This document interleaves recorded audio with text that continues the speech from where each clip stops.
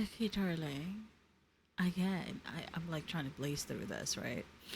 Because next week is going to be a very busy time. Actually, I want to say, starting next week, all the way into next year, at least the end of the year, it's going to be very, very, very busy time for your Auntie Sarcy on the work front. So, blazing through all of these fabulous things. Anywho, again, thank you for the 146 subscribers to date who have subscribed to your Auntie Sarcy's very small boutique like YouTube channel. Isn't that cute? A boutique YouTube channel. Well, hello, darling. And I started with zero. So I am very, very happy that I now have 146 subscribers. And my goal for now is to have 200 subscribers. Obviously, that's a small number, but starting with from zero to getting 146 is a fabulous, fabulous thing. And I'm very, very grateful for that. So, if you haven't already subscribed, and I think I keep forgetting to say this, if you haven't already subscribed to your Auntie Sarcy Royale's little boutique YouTube channel, would you mind considering being my YouTube friend and subscribing and liking my videos? I have videos, my little snarky commentary on Netflix shows, as well as I also play World of Warcraft for all of you darling gamers out there. I did play a spell of Diablo as well. So, just saying, just throwing it out there. If you're, you know, feeling like, ooh, you vibe with Auntie Cersei's snarky, funny, fabulous attitude, well then, let's be YouTube friends.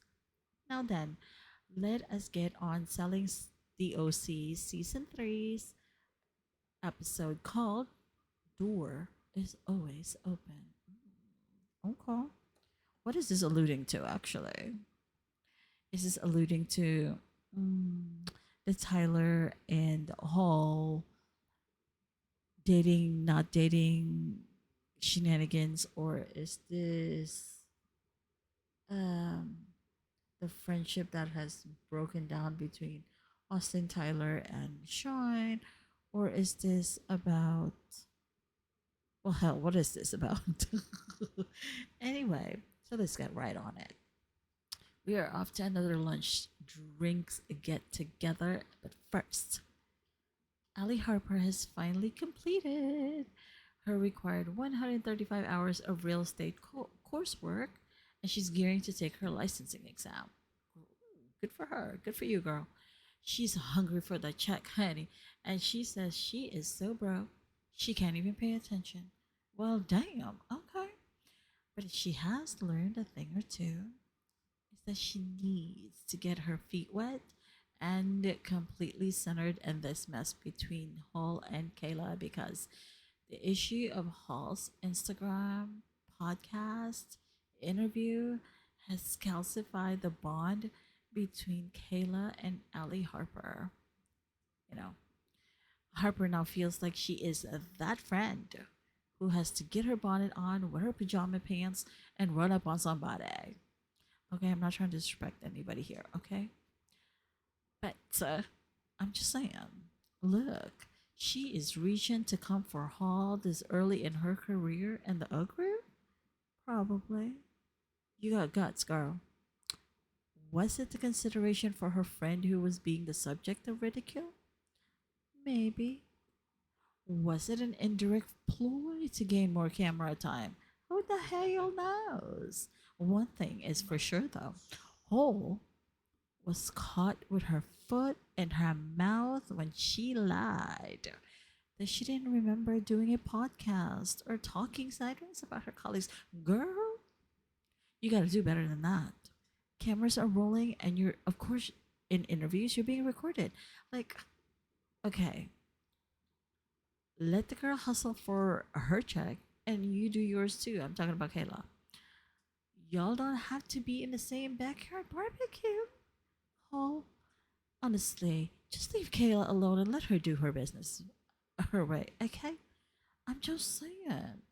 And we are off to meet a Tyler, his brother, and his dad, John, at a listing his dad is actually repping. So Tyler's dad apparently has been in real estate for ages and has done the work and is a pretty respected agent. By the way, the listing is a $50 million property. Like, whoa. Now that's the big boys league. Definitely not where Tyler is currently playing in the little league. Ooh, hello. Reel back the snark and take you so crack crack. Anyway, so while they're at this massive property, Tyler shares with his dad and brother the shifting dynamics in the O Group's office, where heavy opinions on people's personal lives permeate just about the entire environment there, inside and out, which are not only based on truths but are also affecting the work dynamic, according to Tyler. Okay, that's his version of the story, right? He may be right, he may be wrong, but I wanted to hear from Tyler in that moment. He's taking accountability for the role he plays in all of that. I mean, he's openly flirting with Hall and is known throughout the office to be more than friends with her. So obviously, the tongues are going to be wagging. And he was even flirting with her during like the first and second season. And wasn't he then married? So, yeah, dude. You can have your cake and eat it too. Okay? And his dad has a point too about never meeting a hater doing better than you in regards to selling homes or maybe in life, period. Then he drops the invite heard around the world. You can always come back to us. Ooh. This is the moment when Tyler let the viewers know he's got somewhere else to be if the O group doesn't get out of the drama merry-go-round, which again, he is clearly stoking too. He really is. But hey, I digress. I think he already knew he was going to leave for the comfort of selling real estate with people he loves, and those would be his dad and his brother. Point blank, period. But obviously, he still had a contract to abide by, which is why he's still in season 3. Allegedly. Now back to the office. The feedback that Polly has received for Ollie's Allie's behavior at the open house, where she was like knocking but not really knocking on that window, had given her something to think about and left a bad taste in her mouth. Oh my gosh, excuse me, I'm sorry. She brought in the girl to the O group, so she feels responsible for Allie's actions because ultimately it would reflect back onto Polly and the brokerage office um, at large. If if one of their agents have like a less favorable opinion being cast on them because of how their behaviors are, and hopefully, hopefully, I hope that Allie gets it together. Like, girl, she's nuts. What a way to splash yourself with that water. Anyway, now for the moment of truth from Alex Hall regarding her podcast interview. She is at Kayla's listing and she's taking this opportunity to speak with Kayla privately. So she now says that she's re listened to the whole podcast and has realized that she was indeed speaking about Kayla in a denigrating way that would verily affect Kayla's business. She also adds she forgot she was even talking about Kayla. Huh? Huh? Really? Girl, did you just. Hmm. Okay, now I can't with you, Hall. It's just, it can be really difficult to try and, like, Go to bed for you. Like, girl, you know you were still lying. How the hell do you forget something that monumental? And kudos to Kayla, I gotta say, for not reaching across that kitchen counter and throwing down with Hall. She was composed and stayed on business. She called out Hall for her sneaky lies, and Hall was not ready for that. I guess she just assumed that Kayla would always want to back down and not cause a stir. Well, look, joke's on you, Hall. And you saying that you don't like jabbing at each other?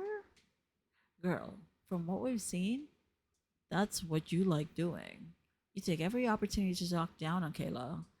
So, whether she does well or don't, really, Hall should just stay in her lane. Or if she's inclined to, maybe share a few pro tips with Kayla to improve on her performance, if that is what Hall is irritated about. Or like simply apologize and mean it and move the fuck on. But then Hall still tries to maneuver the situation as her being the victim because, again, Kayla is calling her out clearly on her BS. And Hall has the gall to say being called disingenuous while trying to apologize and take responsibility or accountability for her actions or speech is hurtful. Girl? No, no, no, no, girl. No, she's nuts. Honestly, you don't get to play that card here. Stop picking on your colleagues and you might earn their respect or not. Either way, stop focusing on them and focus on your biz. Boundaries, girl. Boundaries. Kayla, girl, you are a cut above because again, you're not losing your cool while Hall is vacillating between villain and victim for her own actions. Must have taken a whole lot of energy, girl. Look, Hall appealed to Kayla's soft side, being a single mom too. And for what it's worth, Kayla is willing to find common ground with Hall. I mean, look, that's a huge leap, and at least that's a start, right? Does Kayla think this truce will last? Who the hell knows? Because with Hall, when the wind changes direction, her attitude seems to follow that. And that's where we ended with this episode. Doors always open of Selling the OC Season 3. Darlings, remember, you are all kinds of fabulous. So don't lose your shine because you already are fabulous. Hello. Everybody else has just got to get with the program. And remember to try and leave some grace for others and to also always journey in gratitude, my darling dears. I shall see you in the next go round. To live now. Bye.